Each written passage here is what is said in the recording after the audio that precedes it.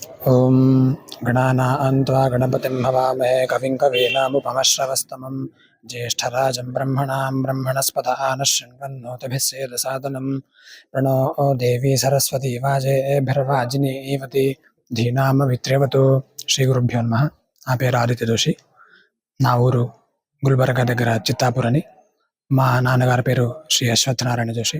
మా అమ్మగారి పేరు సుజాత జోషి అని. నేను 2005లో వేదాధ్యయనం ప్రారంభం చేశాను. మైసూరు దగ్గర ఉన్న బెళగోళ అనే గ్రామంలో శ్రీ లక్ష్మీ నరసింహ క్షేత్రం పరాశర గురుకులం. అక్కడ నా అధ్యయనం జరిగింది. మా గురుగారి పేరు శ్రీ రఘురామ శర్మ అని. నేను ఆయన దగ్గర సంహిత నుంచి క్రమాంతం వరకు చదువుకున్నాను. తర్వాత పై చదువుకి హైదరాబాద్కి వచ్చాను. అక్కడ శ్రీ చింతలపల్లి ఉమాశంకర్ ఘనపాటి గారని మా ఇంకో గురుగారి పేరు. అక్కడ జటఘన అధ్యయనం చేసి కొన్ని చోట్ల ఘన పరీక్ష ఇచ్చి ఇప్పుడు నేను ఈ పరిస్థితికి వచ్చానంటే మా ఇద్దరు గురుగారి వల్లనే జరిగింది. ఎక్కడెక్కడ విద్యాభ్యాసం చేసింది? ఇక్కడెక్కడ బెళగోళ అనే గ్రామంలో మరియు హైదరాబాద్. తెలంగాణ 2 వేద సభలు ఉంటాయి, అక్కడ కూడా పరీక్షలు ఇచ్చాను. గోకర్ణ అనే ఒక ఊరు, అక్కడ రాజమండ్రి, కొన్ని చోట్ల మైసూరులో పరీక్షలు ఇచ్చాను, శృంగేరి, అన్ని చోట్ల పరీక్షలు ఇచ్చాను. అంటే విద్యాభ్యాసం ఎంతవరకు చేసింది? విద్యాభ్యాసం నేను 9 ఏళ్ళు ఉన్నప్పుడు జాయిన్ చేశారు. 10 ఏళ్ళు అయింది ఇప్పటికి. ఎడ్యుకేషన్ అక్కడనే వేదమే, మొత్తం ఋగ్వేదమే. ఋగ్వేదంతో కొంచెం కొంచెం సంస్కృతం నేర్చుకున్నాను. అంటే మొత్తం శ్లోకాలు ఎన్ని ఉంటాయి ఋగ్వేదంలో 10,500 మంత్రాలు ఉంటాయి, 64 అధ్యాయాలు, 8 అష్టకాలు ఉంటాయి, 10 మండలాలు ఉంటాయి. అది ఋగ్వేదం మొత్తం కలిపి ఋగ్వేదం. కంఠస్థం అది అంటే ఇప్పుడు గురుగారు పాఠం చెప్తారు, పాఠం చెప్తే మేము దాన్ని 10 వల్లీలు వేయాలి. వల్లీలు అంటే ఒక్కసారి ఒక్క పేరాని 10 సార్లు చెప్పాలి. అలా చెప్తే ఒక్క వల్లి అంటారు. అలాగే 10 సార్లు చెప్పాలి. అంటే ఒక్క పేరాని 100 సార్లు చెప్తున్నట్టు. అలా చెప్తే మాత్రం ఇలా కంఠస్థం అవుతుంది. గురుగారు వాళ్ళ అనుగ్రహం ఉంటే మాత్రమే, ఆశీర్వాదం ఉంటే మాత్రమే అవుతుంది. ఇప్పుడు అంటే మీకు ఎక్కడెక్కడ ఇవి శ్లోకాలు? ఎక్కడంటే అది శృంగేరి. శ్లోకాలు ఓం అగ్నిమీళే పురోహితం యజ్ఞస్య దేవమృత్విజం హోతారం రత్నధాతమం అగ్నిః పూర్వేభిర్షిభిరీడ్యో నూతనీరుత స దేవాంగేహ వక్షతి అగ్నినా ఆరయిమష్ణవత్పోషమేవ దివే దివే యశసం వీరవత్తమం అగ్నేయం యజ్ఞమధ్వరం విశ్వతః పరిభూరసి స ఇద్దేవేషు గచ్చతి అగ్నిర్హోతా కవిక్రతుః సత్యశ్చిత్రశ్రవస్తమః దేవో దేవేభిరాగమత్ యదంగదాశుషే త్వమగ్నే భద్రం కరిష్యసి తవేత్తత్సత్యమంగిరః ఉపత్వాగ్నే దివే దివే దోషా వస్త్రధిజా వయం నమో భరంత ఏవసి రాజन्तమధ్వరాణాం గోపామృతస్య దీదివిం వర్ధమానం స్వేదమే సనః పితేవ సూనవేగ్నే సూపాయనో భవ సచస్వానస్వస్తయే. అంటే మొత్తం ఈ ఋగ్వేదంలో ఎన్ని శ్లోకాలు ఉంటాయి మొత్తం? అదే 10 మండలాలు ఉంటాయి. 10 మండలంలో 8 అష్టకాలు అంటారు. ప్రతి ఒక్క అష్టకంలో 8 అధ్యాయాలు ఖచ్చితంగా ఉంటాయి. 64 అధ్యాయాలు. 2024 ఇది పద్యం అంటారు కదా, పేర వర్గం అంటారు దాన్ని. అలా 10,552 మంత్రాలు ఉంటాయి. అంటే ఈ తెలంగాణలో ఎక్కడైనా మన ఈ ఋగ్వేదం మొత్తం టోటల్ కంప్లీట్ చేసిన వాళ్ళు ఎవరైనా ఉన్నారా? చాలా మంది ఉన్నారు. మా గురుగారు చింతలపల్లి ఉమాశంకర్ ఘనపాటి గారు, చాలా ఇంకా సూర్యనారాయణ ఘనపాటి గారు అని, శివసుబ్రహ్మణ్యం ఘనపాటి గారు, చాలా మంది ఉన్నారు. మా గురుగారు కూడా చాలా మంది శిష్యులను తయారు చేశారు. అంటే మా సీనియర్స్ చాలా చాలా మంది ఉన్నారు. అంటే ఇవి టోటల్‌గా మొత్తం కంఠస్థం ఉందంట కదా! ఇది ఎలా సాధ్యం? అదే నేను చదువుకోవాలి. ఫస్ట్ గురుగారు వాళ్ళ ఆశీర్వాదం ఉండాలి పరిపూర్ణంగా. అనుగ్రహం ఉంటే మాత్రమే. మంచిగా గురుగారు పాఠం చెప్తే మేము మంచిగా చదవాలి. అలాగే చదివి ఆ వల్లి అని చెప్పాం కదా, ఒక పేరాని 10 సార్లు చెప్పాలి, 100 సార్లు చెప్పాలి. అలా చెప్పుకుంటే మాత్రమే ఇది సాధ్యమవుతుంది. అంటే నాకు ఈ ఆలోచన లేదు. చిన్నప్పుడు మా నాన్నగారు చెప్పేవారు, నువ్వు పెద్ద మంచిగా చదువుకోవాలని. విద్యాసాగర్ అని మా అన్న, ఆయననే అక్కడ జాయిన్ చేశారు. మా నాన్న ఎప్పుడు చెప్తున్నవారు, నువ్వు మంచిగా ఘనపాఠి అవ్వాలి, మంచిగా చదువుకోవాలని. నాకంత పరిజ్ఞానం లేదు. మా నాన్న వల్లనే నేను ఇక్కడ దాకా వచ్చాను. హరి ఓం. మీ పేరు? అదే ఇంట్రడక్షన్. శ్రీ గురుభ్యో నమః. శ్రీ శారదా చంద్రమౌళీశ్వర గణేశాయ నమః. నేను విజయకృష్ణ జోషి, స్థానిక కోడంగల్ గ్రామ పురోహితుడిని. ఈ అబ్బాయి ఆదిత్య జోషి సొంతంగా వచ్చేసి కర్ణాటక రాష్ట్రం గుల్బర్గా జిల్లా చితాపూర్ గ్రామ అబ్బాయి. వీళ్ళ అమ్మమ్మ గారి ఊరు కూడంగల్ అనమాట. వీళ్ళ నాన్నగారు వచ్చేసి శ్రీమతి సుజాత కీర్తిశేషులు అశ్వత్ నారాయణ భట్. ఈ అబ్బాయి ఋగ్వేదంలో ఘనాపాఠి అన్నమాట. వేదంలో అత్యున్నతమైన స్థానం అంటే ఘనాపాఠి అన్నమాట.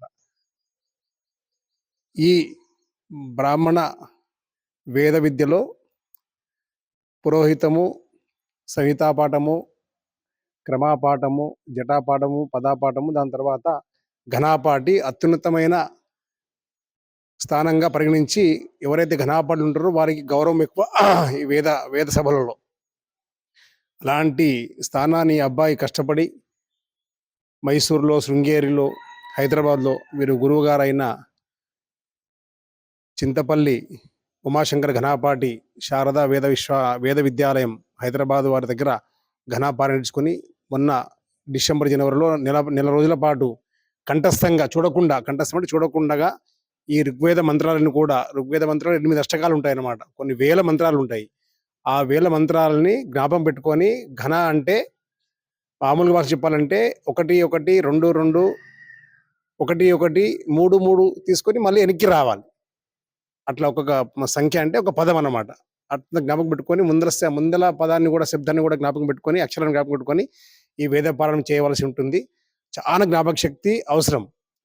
ఆ భగవంతుడు, ఆ వేద పురుషుడు, వాళ్ళ కులదేవత ఈ అబ్బాయికి ఆదిత్య జోషి గారికి ఇవ్వడం వల్ల స్థానిక బ్రాహ్మణ సంఘం నుంచి ఈరోజు స్థానిక కేశవస్వామి దేవాలయంలో అందరి బ్రాహ్మణ బంధువుల సమక్షంలో ఈ అబ్బాయికి ఘనాపాటి సత్కారం జరిగిన కారణంగా మేము కూడా చిరు సత్కారం ఏర్పాటు చేసి ఈ అబ్బాయి ఇంకా కూడా వేదంలో ఉన్నత స్థానానికి పోయి వేద విద్యను 10 మంది వేద బ్రాహ్మణులకు అభ్యసించే యోగ్యత కల్పించాలని ఆ భగవంతుని ప్రార్థిస్తూ ఓం స్వస్తి. రూపమైన సభకు నమస్కారం. సభను అలంకరించిన వారికి, వేద విద్వన్మణికి నమస్కారాలు తెలియజేసుకుంటూ, వేదం పట్ల, వేద విద్య పట్ల ఆసక్తి సన్నగిల్లుతున్న ఈ దశలో మన ప్రాంతానికి చెందిన అబ్బాయి ఇంత పెద్ద విద్యను అభ్యసించి, ఆ విద్యను నలుగురిలో ప్రదర్శించి, అందరి చేత గౌరవింపబడి, ముఖ్యంగా అబ్బాయి వయస్సులో చిన్నవాడైనా ఎంతోమంది పండితులందరూ కూడా చాలా గౌరవంగా ఆ అబ్బాయిని ఆశీర్వదించి 40 రోజుల పాటు ఒక కార్యక్రమం ఈ విధంగా జరగడం అన్నది చాలా అరుదుగా వింటుంటాం. సామాన్యంగా మన ప్రాంతంలో ఈ వేద విద్య గురించి కానీ, వేద పరీక్షలు, వేద పండితుల యొక్క గోష్ఠి ఇట్లాంటివి చాలా తక్కువ. మామూలుగా రాజమండ్రి అట్లాంటి ప్రాంతాలలో ఇవి ఎక్కువగా జరుగుతుంటాయి. మనకు తెలిసి ఇంతకుముందు కిట్టు చెప్పినట్లు ఆ జహీరాబాద్ ప్రాంతంలో ఉన్న పెద్ద పండితుడు తప్పిస్తే చాలా తక్కువ, అరుదుగా వింటుంటాం మనం. అట్లాంటిది మన ఊరికి సంబంధించిన అబ్బాయి, మన అబ్బాయి అని అనుకోవచ్చేమో. ఇప్పుడు మన ఊరికి సంబంధించిన అబ్బాయి ఇంత పెద్ద ప్రశస్తిని పొందడం మనకు చాలా గర్వకారణం. యథాగచ్చే సాగరం సర్వదేవ నమస్కారం కేశవం ప్రతిగచ్చతి. ఈరోజు వేదికను అలంకరించిన పెద్దలు మరియు పిల్లవాడు అనే పరిస్థితి, ఇప్పుడు పండితులు వాళ్ళు పిల్లవాడు అనే శబ్దాన్ని తీసేయాలి. ఎందుకంటే ఘనాపాటిలో ఇప్పుడు ఘనా స్టార్ట్ అయిందంటే పాండిత్యం పెరినట్టే. వాళ్ళకు పీడి అని ముందల వాళ్ళ పేరు రాయాలి ఇక మీద ఎప్పుడే కానీ. మనం ఎప్పుడు మనకు చిన్నవాడైనా ఉండొచ్చు, ఎందుకంటే మీ అమ్మగారు మేమందరం ఇక్కడనే ఆడుకున్న వాళ్ళం. మీ మేనమామకంతా ఇక్కడనే, మీ అమ్మ జన్మస్థలం ఇక్కడనే అయింది అనుకుంటా, ఈ ముందల ఇంట్లోనే. అయినా మీ నాన్నగారు మేము 1991లో ఫస్ట్ శిబిరం మాకు అనుకూలంగా ఉండి, మా గుళ్ళో ఏమైనా కార్యక్రమాలు అయితే తప్పకుండా పిలుస్తాం, తప్పకుండా వచ్చి నీ యొక్క ప్రశంసలు.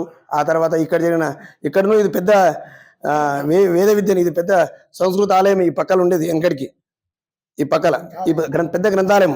ఇక్కడ ఒక 80 సంవత్సరాలు భాగవతము, మహాభారతము, ప్రతి ఒక్క పురాణాలు ఇక్కడ జరిగినాయి. గ్రంథం అంత పెద్ద స్థలంలో నీవు ఇక్కడ చేసుకుంటున్నావు అంటే పెద్ద పండితుడవనే మేము భావిస్తున్నాం.